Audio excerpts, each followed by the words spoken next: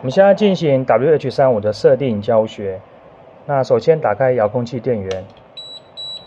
那某些遥控器会需要将摇杆拨到某些位置之后才能够顺利开机。那接着是打开 WH35的电源。正常状态下的话 ，WH35的话是绿灯很亮，代表电源导通。我们第一次要进行设定的话，请先长压 S1 的开关，之后会变成红灯很闪烁。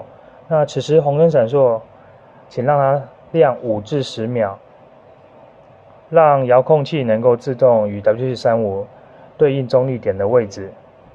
那记忆成功之后呢，我们将摇杆4个方向推到顶点。那这个步骤呢，越缓慢的话，它的解析度会越高。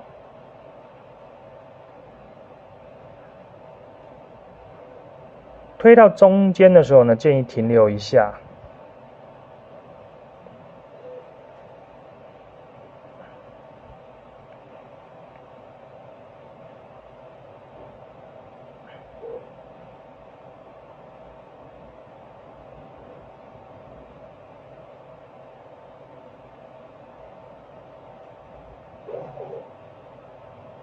好，所有方向都已经推移完毕之后，这时候再长压 S1， 让 WH35记忆住这组遥控器的参数。好，完成之后呢，我们就可以直接来测试了。那我目前设定的是右边为油门的日本手，前进、后退、转向。那左边摇杆是炮管的俯仰，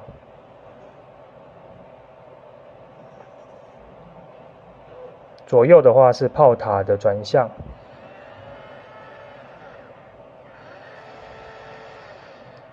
那上下瞬间推的话是火炮，往下的话是机枪。好，那这边就是WH35的设定。那只是如果你有加购音效片的话，那首先我们原来的喇叭就不再使用了，音量以及音效呢完全由新的音片组上来供应。那它的接线也非常方便了，只要一条线接上之后，它是会进行自动设定的。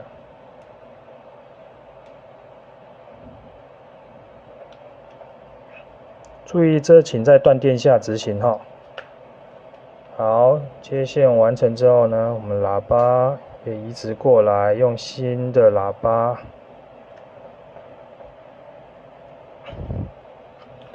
那这组音效晶片呢，有提供哪些呢？第一个是有音量调整，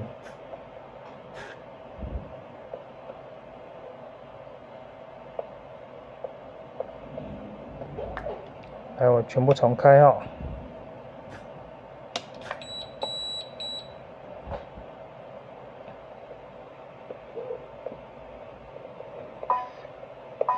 这边是音量大小声，左右是右边是越来越小声，左边是越来越大声。这个方向的话，您可以由遥控器参数自行决定方向。接着是引擎启动，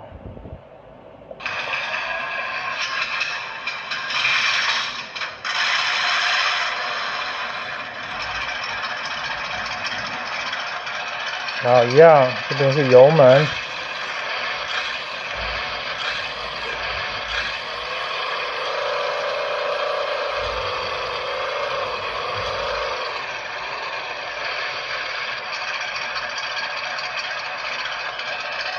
炮管的俯仰，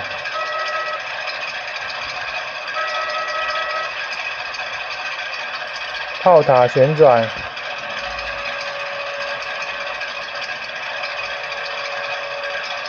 火炮更加立体，更加震撼。机枪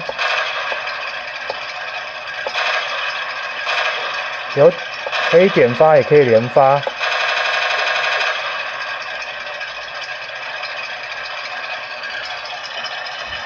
那这时候有人说我要左边摇杆为油门的话，那要怎么设定呢？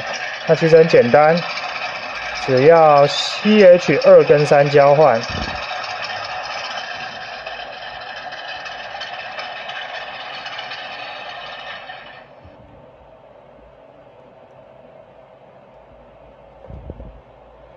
好，我们再重新启动一次。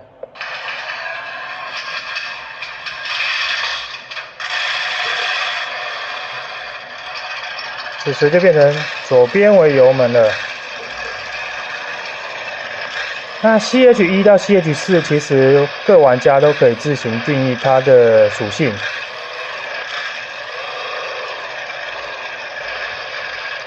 好，熄火。